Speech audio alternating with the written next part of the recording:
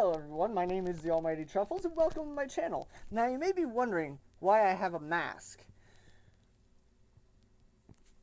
Because, anyhow, the movie I'm reviewing today, real quick, is Dr. Sleep. So, what is Dr. Sleep? That is a very good question, and one I will answer. So, to start off, Dr. Sleep is a, messed up hair, I don't care. Dr. Sleep is a sequel to The Shining, which was a really good movie back in the day, and I really enjoyed it. To recap The Shining really quick, like, snapping fingers quick. A little kid and his mom and dad are in this hotel. The hotel has ghosts and creepy things, supernatural stuff. The kid has a special ability, like, it's called The Shine, that allows him to do stuff, mind powers, whoa! Long story short, his dad gets possessed by the essence of the hotel, the evilness of the hotel, goes on a killing spree with the things, tries to at least. Stuff happens, they end it, whatever. Move on. This takes place right after that. The woman looks almost spot on to the mom. The kid looks spot on to the kid. Although they couldn't get like Jack Nicholson in it, but whatever. Later on. That's a spoiler. It's great. Anyhow, so, oh my god, I'm excited because I really did enjoy this movie. There was issues that I had with it, but whatever. Who cares? I don't. Too much. Anyhow, so, to give a quick plot summary of this, of Dr. Sleep. So, Danny, the kid, grows up, right? I mean, it takes place right after the events of The Shining, and, like, he goes through some stuff, learns a new technique. So then it fast forwards, like, till he's in his, I say he's almost 30 in this. And there's these, people who are going around, these, like, evil beings that feast on people's shine, right? And they're going around and kidnapping kids, whatever, feasting on the shine. The problem is, for some reason, the shine is depleting in its essence overall. Like, from Danny's era, like, they were pretty strong. Nowadays, they're, like, super weak. And it's hard for them to get that taste. But, regardless, like, there's this little girl who's kind of like Danny. Is able to do, her mind powers. But, she's learned to accept it and work with it.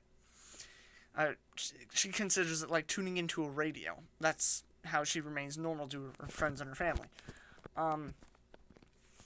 Danny grows up, becomes an alcoholic, does a whole bunch of stuff. I mean, this movie is hardcore. But then he, while running away from all these ghosts that he tries to lock into his mind, that's a new technique that he learned, he settles down in this area after realizing, like, he's hit rock bottom. Like, he's just done. He realizes, he gets a job at this hospital type thing, taking care of the patients there, and, like, he comforts people as they die. This cat predicts when they're gonna die. It sits on your bed. You're dead. That's it. You're gonna die. There is no out of it. And he has this natural gift because of his power that he's able to comfort them while they die, which is nice. So he gets, like, these little, like, messages on his room's wall from this girl because she's projecting it. She's able to kind of see him. Kind of. And, he writes back, they talk here and there. Once in a blue moon. Flash forward 8 years. The shine is really depleted. And these people, these things, they need to feed. Like, they're starving now. So, they kidnap this kid who has the ability to, who has the shine. He's a kid, right, who's playing baseball really fantastic. He could hit the ball every time. It's like he knows where the pitcher's going to throw it. So, they kidnap him, they torture him, take out his shine, because the shine is more pure with pain, with fear, with terror, okay? So, what happens is, kind of reminds you of It and It too, kind of. So what happens is, as he's screaming, it's throttling him. It's giving him so much pain. The girl picks up on it because, like, she's attuned to this stuff. She's aware. She picks up on it, freaks out. Danny picks up on her feedback, snaps awake. Or not snaps awake, he passes out. And it's like, what? Eventually, she meets up with him and is like, yo, like, you need to help me.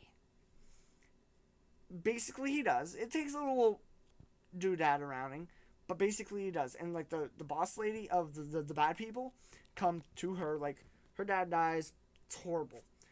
Danny's friend dies, that's horrible. Spoiler alert, Danny does die at the end. But the whole movie is just, wow. They go back to the hotel, right? Danny's like, all right, time to wake this place up. And I'm like, I'm sorry, what?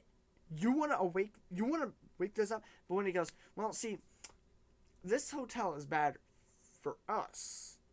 Imagine what it does to people who feed on people like us. They must have more of it. Big brain move. So he unlocks the boxes of his mind, releases all these ghosts, essentially. They feed on the lady, right? And then they look to him, and he's like, uh-oh. They infect him. He becomes essentially one of them. But he rigged the boiler room to explode. Fantastic movie. He dies, but becomes a good apparition to the girl, which is nice. I like how they did it. I wish Danny didn't die. I really wish he didn't. I wish they explained, like, you know, like, her mom goes, listen, I'm still not okay with what happened, blah, blah, blah, blah. Whatever. They could have did a lot better with it. They could have flowed some things better with it. There were certain parts that felt a little slow. But when there was action, it was good. It really wrenched your heart. The effects were not that bad. They're actually pretty good. Overall, it was a fantastic movie. And it was a really good sequel. Like, sequel-wise, it was probably in the rankings with Terminator 2. And I really love Terminator 2. So, like, yeah, like, oh my god. The acting was smooth.